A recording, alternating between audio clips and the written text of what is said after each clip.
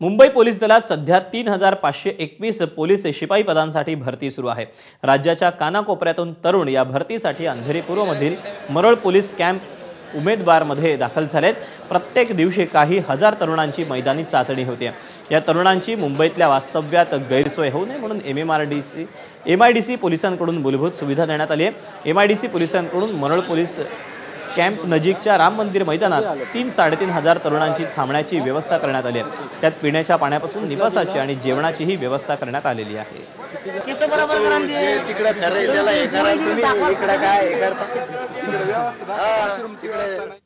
Mumbai police शिपाई पदाच्या भरतीसाठी आलेल्या उमेदवारांना कोणी आमिष दाखवत असेल आणि त्या बदल्यात पैसे मागत असेल तर पोलीस उपायुक्त सुनील लोखंडे किंवा लाचलुचपत प्रतिबंधक विभागाशी संपर्क साधावा असं आवाहन करण्यात आलेलं आहे।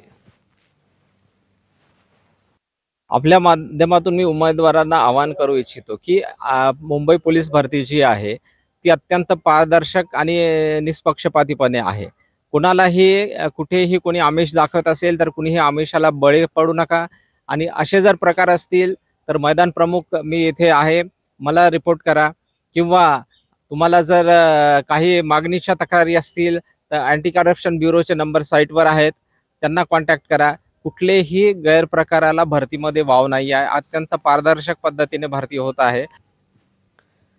असिस्टंट पोलीस निरीक्षक अश्विनी बिद्रे